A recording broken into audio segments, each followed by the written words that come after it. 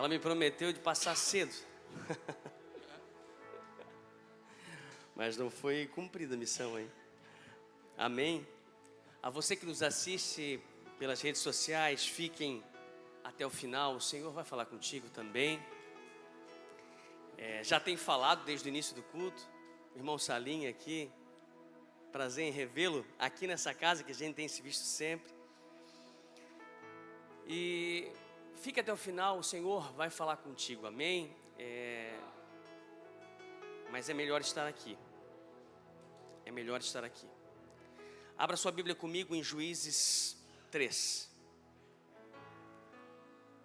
Comecei a ler esse livro e já parei no capítulo 3. Ai, Jesus.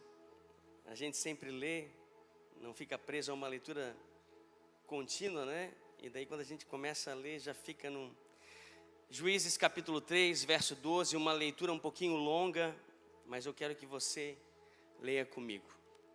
Amém? Verso 12 a seguir, que diz assim: os filhos de Israel tornaram a fazer o que era mal aos olhos do Senhor.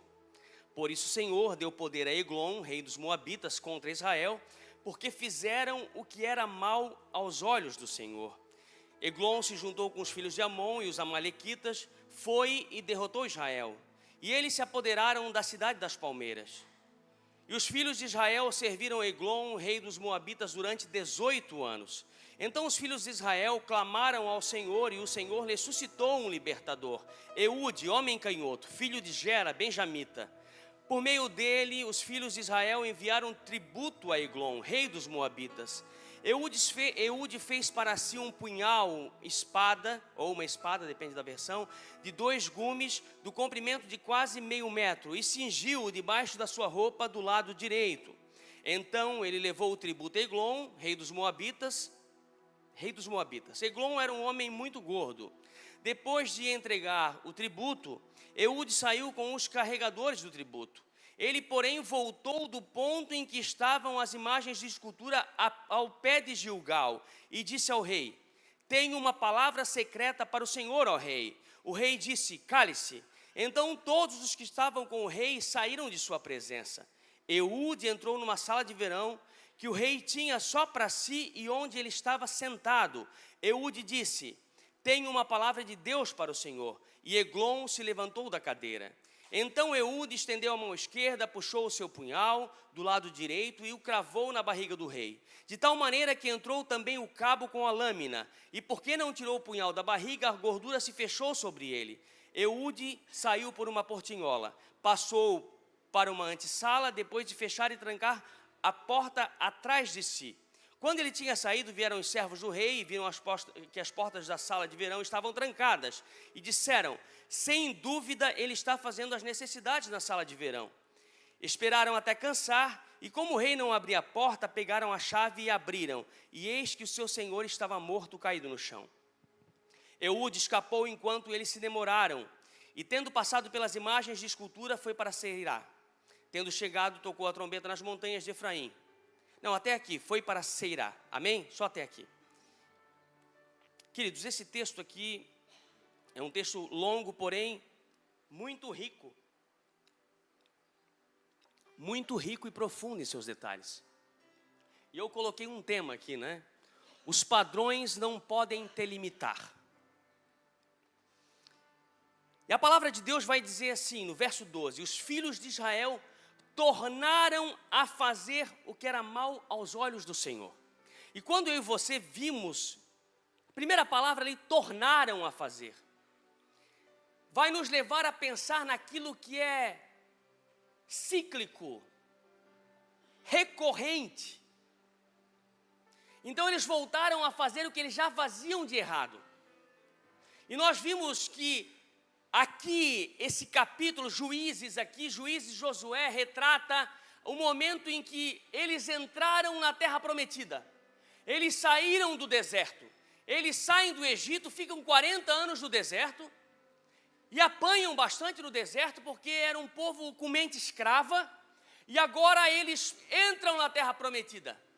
Mas eles voltam a fazer, mesmo uma geração nova, mesmo sendo uma geração nova, porque a maioria deles se perderam no deserto, eles voltam a fazer o que era errado aos olhos do Senhor. E quantos que nós vimos assim?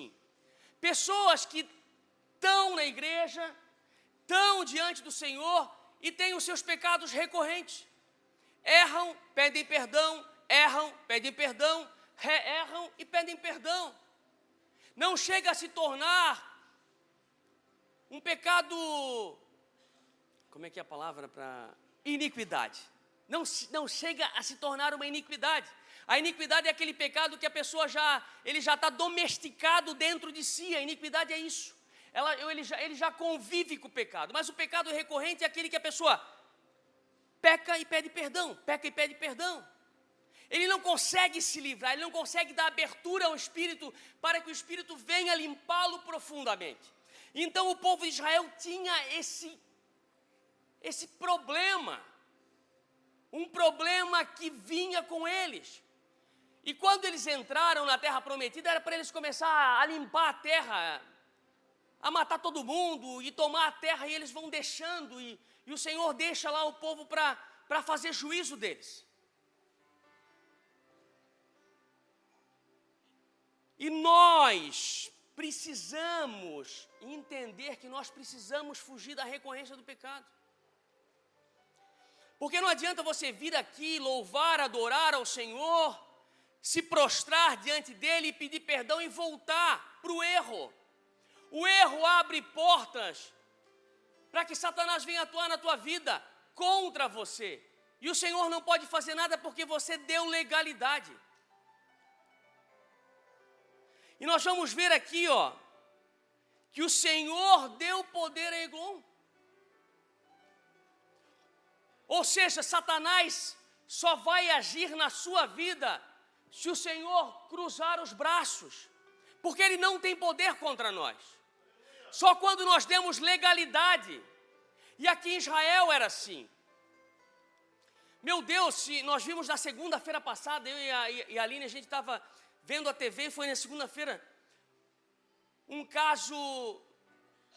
programa, bem no final da noite, se eu não me engano era no SBT, falando sobre o que aconteceu com os judeus no Holocausto.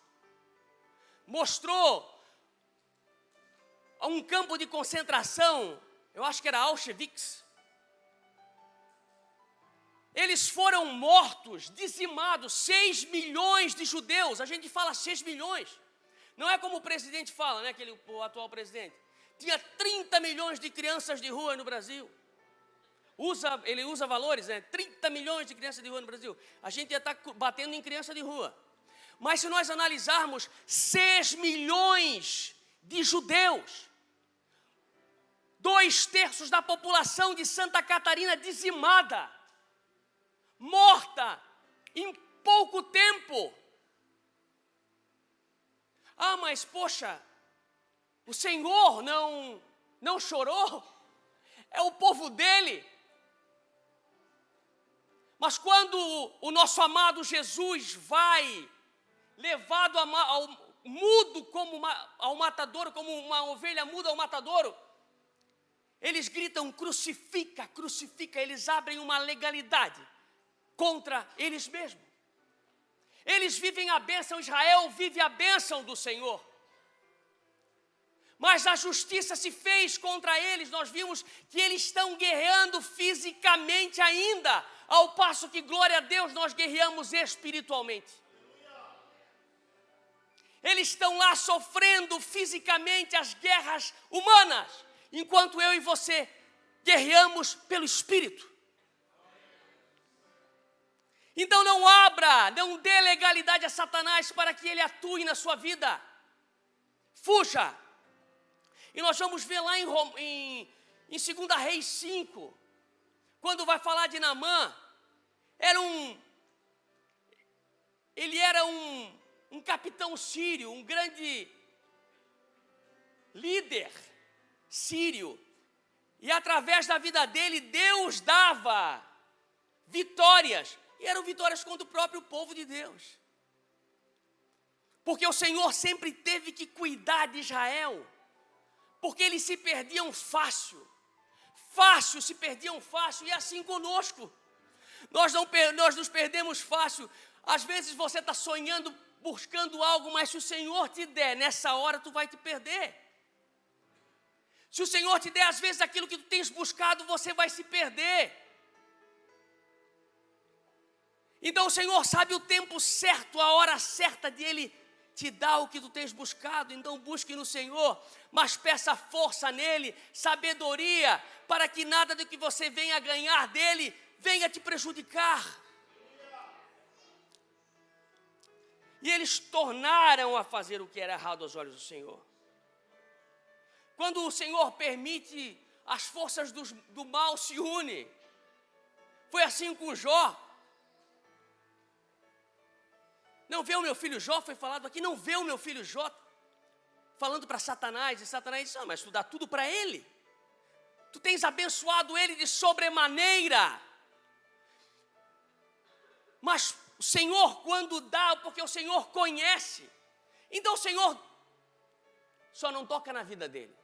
E aconteceu o que aconteceu na vida de Jó, e foi mais benéfico, porque no final Jó vai dizer assim, antes eu te conhecia de ouvir falar, mas agora os meus olhos te veem.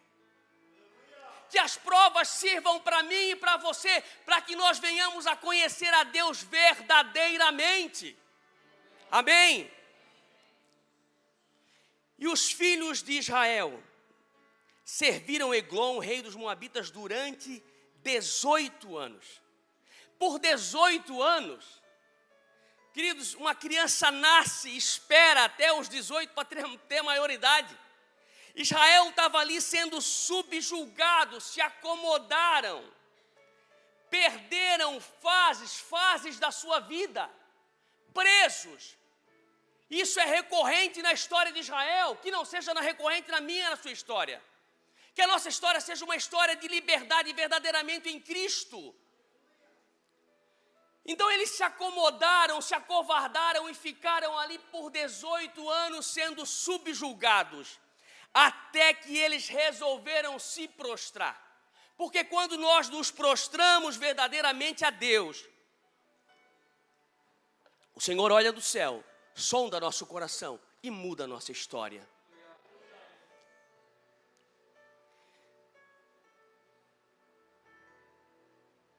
Então, verso 15, os filhos de Israel clamaram ao Senhor. E o Senhor lhe suscitou um libertador, Eude, homem canhoto, filho de Gera, benjamita. Por meio dele, os filhos de Israel enviaram tributo a Eglon, rei dos Moabitas. O que nós vimos aqui? Que no momento de desespero é tempo de clamar. A libertação começa com o clamor. É o clamor que abre portas. Jeremias 33:3 vai dizer assim, clama a mim e responder-te-ei e anunciei coisas grandes que não sabes. Jeremias também vai dizer, buscar-me-eis e me achareis quando me buscardes de todo o vosso coração. Serei achado de vós, diz o Senhor, e farei mudar a vossa sorte. O Senhor falando Jeremias no momento em que ele estava lá, o povo estava indo para o exílio. O povo estava indo para fora da sua terra. E o Senhor estava testificando no coração de Jeremias, Jeremias, basta o povo me buscar. Basta o povo se aquebrantar, basta o povo se render. E é isso que o Senhor quer de mim e de você, que nós venhamos a nos render diante dEle. Venhamos a clamar de coração aberto, de coração contrito. Um coração verdadeiro voltado ao Senhor. Não da boca para fora, como o Senhor Jesus vem falar. Olha, esse povo me honra com os lábios, mas o seu coração está longe de mim. Ele estava falando do povo judeu, que agora na época de Jesus, continua fazendo tudo errado novamente. Então o Senhor quer de mim e de você um coração contrito, quebrantado, um coração que venha clamar, e o coração que venha entender que eu não posso mais viver subjugado pelo inimigo dessa maneira. Eu vou me libertar, Senhor, eu quero a libertação, eu quero uma transformação da minha alma, eu não quero ser tomado pela depressão, eu não quero ser tomado por maus pensamentos na minha vida. E o Senhor suscitou um libertador.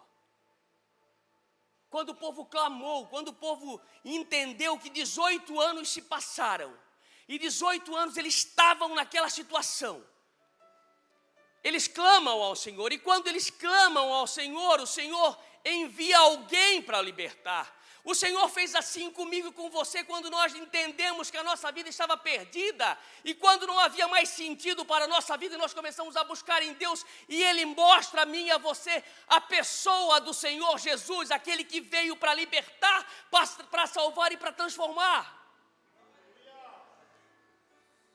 Não vivo mais eu, mas Cristo vive em mim. Agora não vivemos nós, mas o Senhor vive na nossa vida, transforma os nossos corações. E o Senhor está aqui essa noite para mudar a tua história. Talvez você conheceu a religião, você conheceu aquilo que os teus pais te ensinaram como verdade. Talvez uma verdade absoluta, talvez mostraram para você que se você mudasse, você seria perdido.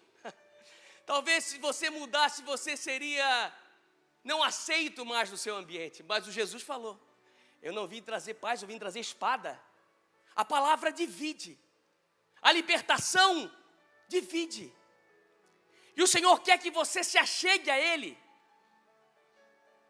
Achegai-vos a mim e eu me achegarei a vós. O Senhor quer mudar a tua história. Ele quer te mostrar quem Ele é, a pessoa de Jesus.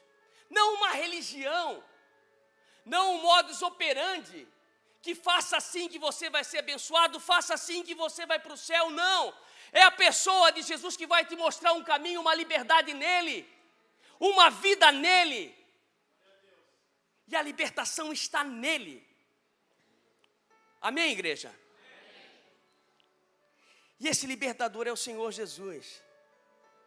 E agora naquela época o Senhor levantou Eude, homem canhoto.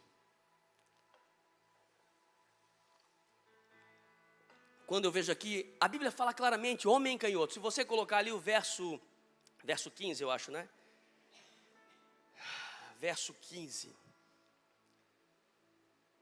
Você pode colocar ali? E suscitou um libertador, homem canhoto. Queridos, a gente sabe que a maioria das coisas eram feitas para o destro. As armaduras eram feitas para o destro. A empunhadura da espada era feita por destro. Então, a palavra vai deixar bem clara, homem canhoto, ele era fora de um padrão.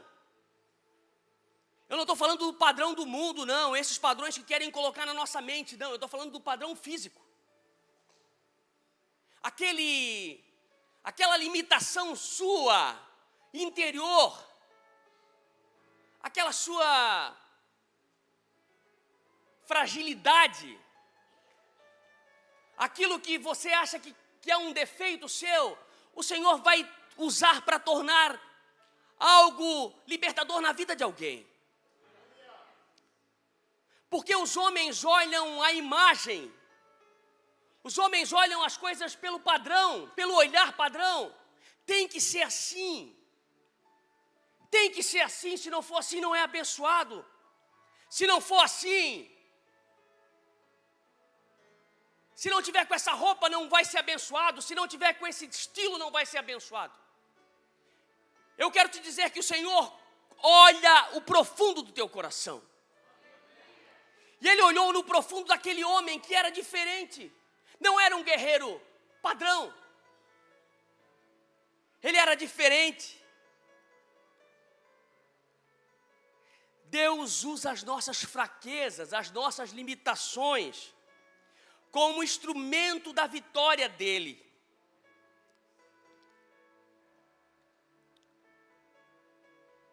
Paulo, eu creio que numa das suas orações ao Senhor, lá em 2 Coríntios, ele vai dizer assim: então ele me disse. Paulo estava reclamando ao Senhor do seu espinho na carne, do seu algo que tinha na vida dele, que consumia ele, que atribulava ele. Paulo vai falar daquilo que transtornava a personalidade talvez dele, que deixava ele sem ação em algumas situações. E o Senhor vai dizer assim: a minha graça é o que basta para você, a minha graça te basta, porque o poder se aperfeiçoa na fraqueza. De boa vontade, pois mais me glorificarei nas fraquezas, para que sobre mim repouse o poder de Cristo. Ele falou a Paulo isso, e Paulo vem dizer: de boa vontade, pois mais me gloriarei nas fraquezas, para que sobre mim repouse o poder de Cristo. Então essa limitação desse homem vai se tornar lá na frente algo estratégico, porque o padrão ele só limita quem é limitado. Quem se limita, o padrão limita. Nós não somos limitados ao molde que eles nos formataram, nós somos modificados, moldados à palavra de Deus. É ela que nos esquadrinha, é ela que nos conhece, é a palavra, é aquilo que o Senhor falou a nosso respeito. É essa palavra que vai te direcionar. Estando na palavra, você pode ir avante. O padrão do mundo, queridos, lógico, o padrão do mundo está colocando de tudo, né? Eles estão tentando colocar de tudo na cabeça dos jovens, nas famílias, destruindo famílias, né? E daí eles atacam nós como os conservadores. Simplesmente nós estamos vindo pela palavra, e agora, depois de milhares de anos, agora eles resolvem mudar tudo, ao que eles acham, ao padrão deles. Mas não é isso que eu quero falar. Eu quero falar aos seus limites, ao padrão que você acha que você não está formatado. Não porque eu não sei falar, não porque, olha, eu às vezes eu tenho um pouquinho de timidez.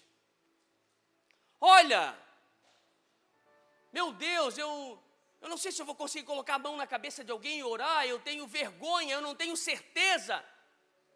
O Senhor vai agir ao teu favor, desde que você se coloque diante do Senhor, se você se coloque na brecha para que Ele venha te usar, porque o poder do Senhor se aperfeiçoa na nossa fraqueza. No momento que eu e você nos dispomos a fazer, o Senhor nos capacita. É uma frase que diz, né, que o Senhor, Ele capacita os escolhidos, né? Ele não escolhe os capacitados, mas Ele capacita quem Ele escolhe. Não é por formação não, querido. Não é por formação não. É pelo que o Senhor vê no teu coração. É quando você se dispôs. A gente viu ao longo da minha vida, eu vi pessoas que mal tinha a terceira, quarta série, pegar um microfone desse aqui e falar com ousadia da palavra do Senhor. Pessoas que aprenderam a ler, lendo a palavra. Porque o Senhor capacitou, porque o Senhor, essas pessoas se dispuseram, mesmo nos seus limites, se dispuseram a estar diante de Deus. E o Senhor viu um coração disposto, viu pessoas que querem mudar a história. Você está apto para isso? Você quer promover o reino de Deus? Então comece, se disponha. Jesus era fora do padrão da época. Ele aparece do nada.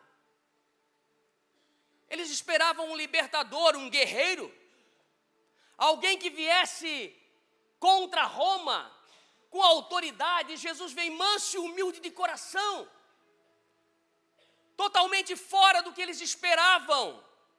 Isaías vai dizer em Isaías 53, quem deu crédito à nossa pregação e a quem se manifestou o braço do Senhor.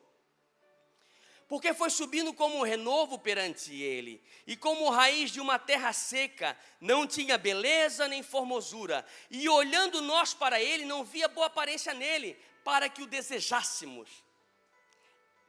Era desprezado e o mais rejeitado entre os homens, homens de dores, experimentado nos sofrimentos, e como um de quem os homens escondiam o rosto, era desprezado e não fizemos dele caso algum. Não tinha nada no Senhor Jesus que atraísse aquele povo. E fizeram descaso dele.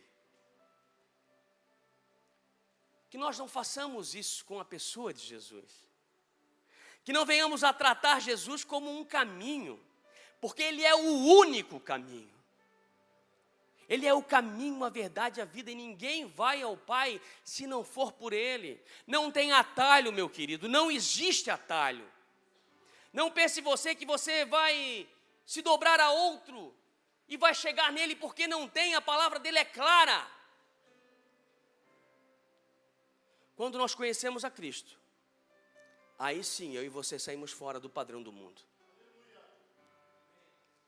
1 Coríntios 1, verso 18 ao 25, vai dizer assim: certamente, a palavra da cruz é loucura para os que se perdem, mas para nós que somos salvos, ela é poder de Deus. Pois está escrito: destruirei a sabedoria dos sábios, e aniquilarei a inteligência dos inteligentes. Onde está o sábio? Onde está o escriba? Onde está o questionador deste mundo? Não é fato que Deus tornou loucura a sabedoria deste mundo, visto que na sabedoria de Deus o mundo não conheceu por sua própria sabedoria. Deus achou por bem salvar os que creem por meio da loucura da pregação. Verso 25, porque a loucura de Deus é mais sábia do que a sabedoria humana, e a fraqueza de Deus é mais forte do que a força humana. Então eu e você entendemos que é pela palavra de Deus, é pela palavra que é pregada que eu e você somos libertos. É essa palavra que transforma, é essa palavra que muda, é essa palavra que restaurou vidas, tem restaurado dia a dia aqueles que verdadeiramente se prostraram diante do Senhor. Se você ainda não conheceu, abra o seu coração. Peça ao Senhor, abra o seu coração, que Ele vai responder a você. Ele vai dar uma direção a você. Romanos 12, 2 vai dizer assim, ó: e não vivam, não se amoldeis, não se amoldem, não se conformeis aos padrões deste mundo, mas deixe que Deus os transforme pela renovação da mente, para que possam experimentar qual é a boa, agradável e perfeita vontade de Deus. Então abra o seu coração, peça para Deus te iluminar, te dar uma visão diferente, uma visão espiritual. Nossa referência, querido, é o padrão do céu. Assim na terra como é no céu. O nosso padrão é lá. Eu não sou daqui, nós cantamos. Sou um peregrino, estou de passagem. Nós estamos de passagem, o nosso irmão se foi. O Senhor o levou para si. Benjamim era a menor tribo de Israel. Se nós formos olhar, Benjamim era a menor tribo. E lá na frente, nós vamos ver, eu acho que é em Juízes 20, que a tribo de Benjamim começa com Eude, homem canhoto, vai ter em Juízes 20, que Israel vai lutar contra a tribo de Benjamim, que a tribo de Benjamim resolve crescer, e são 12 tribos de Israel, e uma delas resolve crescer, essa tribo de Benjamim, e tem 20 homens, 700 homens lá, canhotos, arqueiro canhotos, que eles, um fio de cabelo eles acertavam, era uma coisa absurda. Então o canhoto que aqui atrás era colocado, o escriba coloca lá, homem canhoto, lá na frente vai se tornar homens habilidosos. Então aquilo que o Senhor vê em você, lá na frente, essa fragilidade sua, Pessoas vão olhar e vão entender que ele também era frágil. Olha só, eu posso ser igual a ele. E o Senhor pode usar essa fragilidade para salvar pessoas através da tua vida, para mudar história através da sua vida, porque ninguém é super-homem, ninguém nasceu aqui sem problemas. Nós somos falhos. O Senhor Jesus vai dizer: sede santo como eu sou santo. Dia a dia nós buscamos nos santificar no Senhor. É um aprendizado dia a dia, é uma busca incessante, para que lá em Filipenses 1:6 vai dizer assim, para que a boa obra se cumpra em nós. Aquele que começou a boa obra, a aperfeiçoará até o dia de Jesus Cristo. O Senhor iniciou uma obra em mim e em você, em meio às nossas fragilidades, em meio às nossas tristezas, decepções, complexo de inferioridade.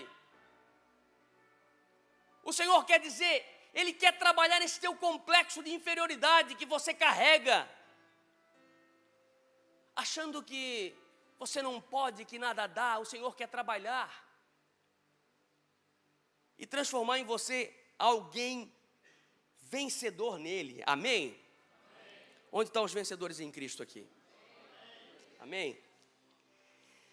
E continuando o versículo, no verso 15, fala assim, por meio dele os filhos de Israel enviaram um tributo a Eglon, rei dos Moabitas.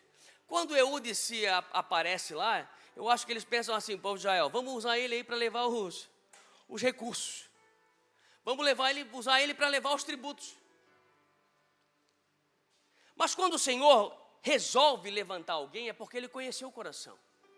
Ele sabe que há ali algum atributo que aquela pessoa tem, que vai mudar a história de algumas pessoas lá na frente. Vai levantar para transformar a sua própria família, para transformar os seus amigos no trabalho. O Senhor vai levantar, e quando Ele levanta para um fim determinado. E Ele tem buscado isso em nós, dia após dia Ele tem sondado o nosso coração. Assim como Ele achou a Davi. Nós cantamos, né? Como achaste a Davi? Pai, como achaste a Davi? Conhece? Vem e derrama sobre mim.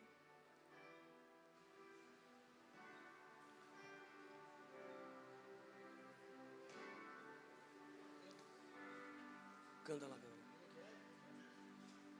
Pai, como achastes a Davi? Você conhece? Não está assim. É que vem a música do nada assim, e daí não está nada programado, e daí ele não lembra da música, e assim vai. Mas a música vem falar, Pai, como achastes a Davi, vem e derrama sobre mim o óleo precioso da unção, que me faz segundo o teu coração. Assim como o Senhor achou em Davi, um coração quebrantado, um coração disposto a fazer algo para o Senhor, ele só louvava, ele só adorava ao Senhor. Ele não sabia o que esperava lá na frente, ele apenas adorava. Ele apenas adorava ao Senhor. Ele apenas adorava. Verso 16 diz assim, Eude fez para si um punhal ou uma espada de 2 gumes, do comprimento de quase meio metro, em outras versões um côvado, e cingiu debaixo da sua roupa do lado direito. A pergunta que eu quero fazer, qual é a estratégia que o Senhor te deu? O Senhor deu uma estratégia a esse homem. E quando o Senhor nos chama, Ele espera de mim e de você que nós tenhamos uma estratégia. Se Ele te chamou porque tu estavas em algum a fazer. O Senhor não chama ninguém que está lá na rede ou na cama sem fazer nada. O Senhor chama alguém que está no seu trabalho, ou alguém que está trabalhando realmente, fisicamente, ou alguém que tem buscado no Senhor, orado, ou alguém que tem jejuado, ou alguém que tem estudado, alguém que tem feito alguma coisa. O Senhor não chama alguém que Ele entende que não faz nada na sua vida pessoal, não vai fazer nada na vida secular, na vida ministerial também. O Senhor chama Paulo um perseguidor. O Senhor chama um perseguidor e diz assim: Paulo, por que tu me persegues? E Senhor, então o Senhor tira alguém lá do outro lado para colocar aqui. Vem para cá que eu quero te mostrar um novo e vivo caminho. Agora tu não vai perseguir, agora tu vai ser perseguido. Mas Paulo estava imbuído num trabalho, mesmo que errado, ele estava fazendo algo. E o Senhor diz assim: ei, não é o caminho é aqui. Quando o Senhor, em Juízes 6, o Senhor chama Gideão, os inimigos vinham e roubavam tudo e saqueavam tudo. E Gideão resolve fazer algo diferente. Ele pega lá o trigo e começa a esconder lá, no lugar lá que era para, se eu não me engano, para pisar vinho, né? Ele começa a malhar o trigo no lugar que era para fazer outra coisa. Ou seja, o Senhor escolhe alguém que vai fazer algo diferente. O Senhor escolhe pessoas que se propõem a fazer algo, que busquem uma estratégia, que se dobrem, que orem, que adorem. O Senhor quer alguém disposto a fazer. Não espere só no Senhor, faça algo, se proponha a fazer algo. Ore, busque. Confesso a você que para eu estar aqui eu tive que me dispor e foi bem difícil. Porque não era o objetivo da minha vida. Não era. O objetivo da minha vida era qualquer outro não, mas eu tinha objetivos pessoais. E quando eu me dispus a estar aqui, eu soube que algumas coisas eu teria que me abdicar daquilo. Mas tem um tempo certo, tem um querer do Senhor. E nós precisamos nos propor a fazer algo para o Senhor. E esse homem se propõe, ele vai lá, ele faz uma espada. E o que eu quero que você entenda é o seguinte: a armadura você precisa construir. Você não vai lutar as suas guerras, aquilo que o Senhor te propôs, com as armaduras do outro, com a arma do outro. A armadura que o Senhor te colocou, a arma que o Senhor te deu, você precisa construir. É através da palavra, é através da oração, é a disposição que o Senhor quer que você se dobre, que você leia a palavra. Não é usando a palavra que o outro fez, é aquilo que o Senhor vai te dar. O Senhor quer trabalhar com você. Se Ele te chamou, Ele vai trabalhar com você. Ele vai usar você na sua inferioridade, nos seus defeitos. Se o Senhor te chamou, Ele vai te usar. Você precisa crer que você tem algo nas suas mãos que o Senhor quer. Ele está esperando que você coloque à disposição. E esse homem se dispõe, ele prepara a sua arma. Uma espadinha pequena. E às vezes a palavra que o Senhor te deu, ela é pequena, ela não é uma palavra teológica, não é algo elaborado, não. É uma palavra simples que o Senhor te deu. E essa palavra vai penetrar no coração, porque quem faz é a palavra, é o poder da palavra. Porque a palavra de Deus é viva e eficaz. É mais penetrante do que espada alguma de 2 gumes, que penetra a divisão da alma e do espírito. É apta para discernir os pensamentos e as intenções do coração. É ela que vai mudar a história. Se você preparou, se o Senhor te direcionou, não se preocupe que ela não é teologicamente correta. O Senhor vai te capacitar no tempo certo. É fato que a gente precisa estudar. É fato que nós precisamos estudar. Mas o Senhor, às vezes, é um Deus te abençoe. Jesus te ama. Aquilo quando sai do Espírito, às vezes encontra um coração quebrantado, um coração que precisa. Às vezes uma palavra simples muda a história de uma vida. E nós carregamos isso e às vezes nós não proferimos. Eu falo por mim mesmo. Porque a gente está preso em nós mesmos. Estamos presos nos nossos afazeres. E não deixamos usar aquilo que o Senhor quer que nós usamos. E o Senhor tem te dado. Use o que Ele tem te dado. E a palavra do Senhor vai mudar. E esse homem prepara a sua arma. Ele coloca no lado que ninguém vai ver. Ele coloca aquela espadinha pequena ali, ata na sua coxa aqui. E ele vai para lá, faz o que precisa ser feito. E ele levou o tributo a Eglon, rei dos Moabitas. Eglon era um homem muito gordo. Eglon, o significado é vitória do bezerro.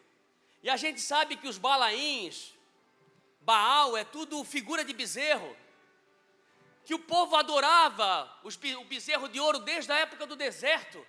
O povo sempre procurou ídolos. Olhar para o que Deus fez nunca foi o suficiente. O povo sempre precisou fazer algo para adorar, sabendo que Ele está em espírito, em verdade, habitando dentro de nós.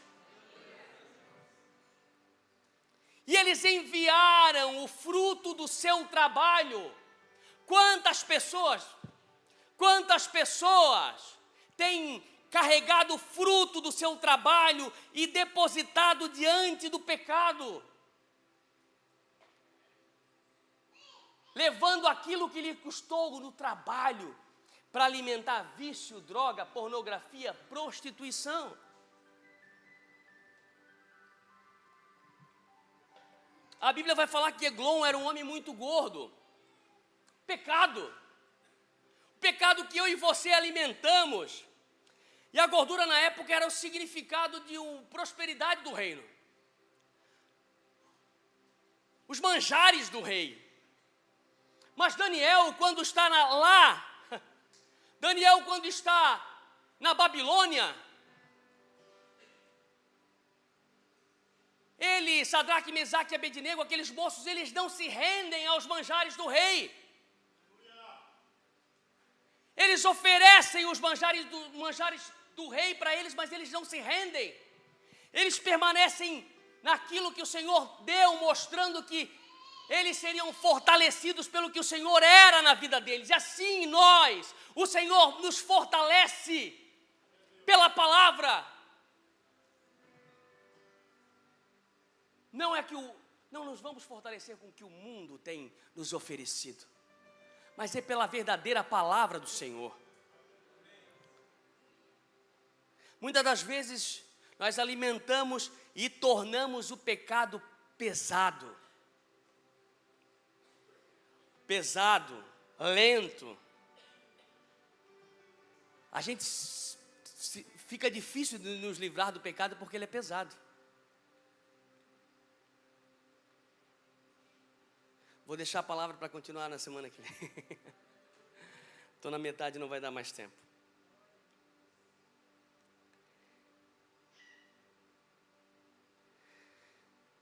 Que pena.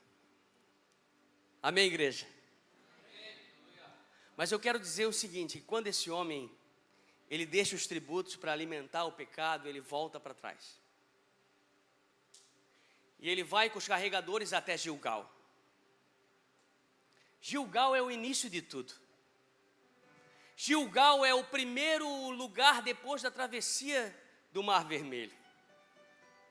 É em Gilgal que foram colocadas 12 pedras, como um pacto que o povo fez com o Senhor. Colocaram 12 pedras no rio e colocaram 12 pedras na margem do rio. Eles atravessaram, como eles haviam atravessado o Mar Vermelho, eles atravessam a pés enxutos o Rio Jordão. Quando nós passamos pela água do batismo, nós iniciamos um novo caminhar com Cristo. Nós nos posicionamos em Gilgal. O início de tudo, o primeiro amor, começamos a viver o primeiro amor. E quando ele volta, quando ele chega, quando ele deixa os tributos, ele volta a mais ou menos 2 quilômetros. Gilgal é mais ou menos 2 quilômetros. A terra das palmeiras aqui é Jericó. A primeira cidade alcançada, a primeira cidade tomada pelos israelitas. Então eles voltam ao início. E lá ele vê o quê? Vem umas imagens de escultura. É quando nós vimos que estamos diante do pecado e precisamos voltar lá atrás. É lá que nós precisamos olhar ao nosso redor e ver que lá a gente não pode ficar mais. Porque ali é o lugar onde o Senhor fez um pacto contigo. E quando nós olhamos e vimos ídolos ao nosso redor, que foram construídos na nossa vida, nós precisamos ver que nós precisamos derrubar o gigante que está na nossa frente e partir para uma nova fase. Eu só quero resumir aqui porque não vai dar mais tempo para eu finalizar. Então está na hora de nós voltarmos, revendo os nossos passos, analisar que nós precisamos voltar ao primeiro amor, ver a aliança que nós fizemos com o Senhor e ver que o pecado que está na nossa frente não é maior do que o que nós temos com Ele, e nós irmos avante e derrotarmos o inimigo. Assim como Davi. Davi não precisou das armaduras de Saul. Eram muito pesadas para ele. Ele não precisou da espada de Saul. Ele fez a sua própria arma. Ele foi lá, pegou 5 pedrinhas e uma funda, e ele derrubou o gigante.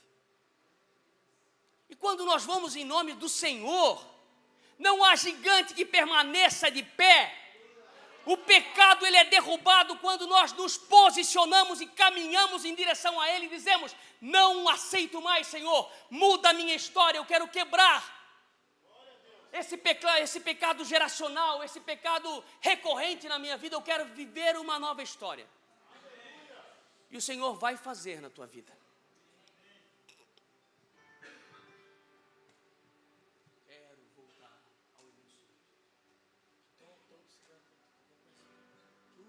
Voltar ao início de tudo, encontrar-me com Cristo, Senhor.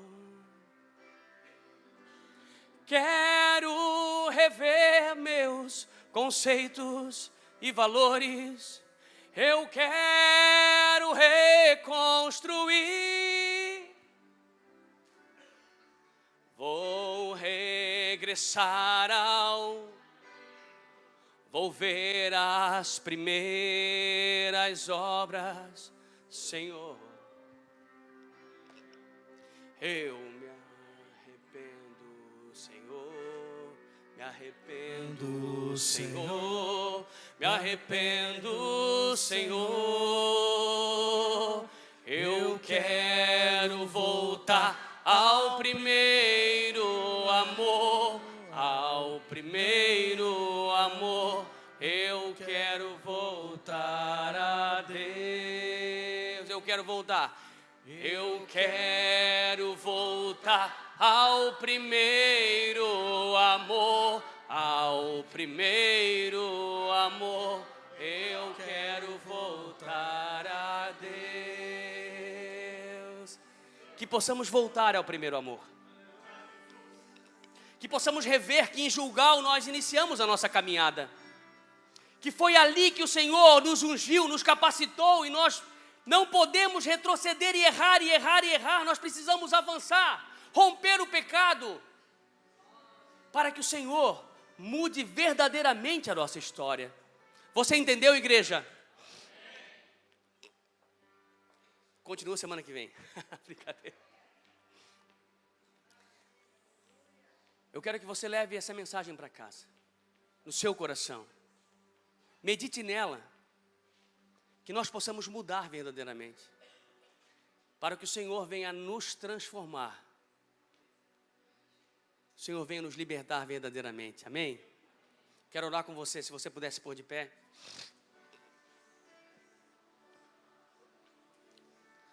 Senhor amado, Deus e eterno Pai, É no nome de Jesus, Pai, que nós mais uma vez te colocamos na tua presença. Senhor, ouvimos a tua palavra, Pai. Fomos ministrados, Senhor, pelo que teu Espírito te falou. Senhor, que tu possas mudar a história dos teus filhos. Senhor, quebra todo o pecado recorrente, tudo aquilo que é cíclico, Pai, tudo aquilo que é geracional. Senhor, que tu possas mudar as histórias, Pai. Que tu possa mudar verdadeiramente as vidas, que eles deixem ser mudados por ti. Que eles deixem ser limpos pelo teu Espírito, para que possam verdadeiramente te ver assim como Jó te viu, Pai. Antes eu conhecia de te ouvir falar, mas agora os meus olhos te veem. Que eles possam te ver verdadeiramente, Pai. Abençoa a vida deles, Senhor, dá uma semana abençoada. Fortalece, Senhor, que eles venham a refletir isso que eles ouviram, que nós venhamos a refletir. E que tu venhas a mudar, Pai, cada história, para a honra e glória do teu santo nome. Uma salva de palmas para o Senhor.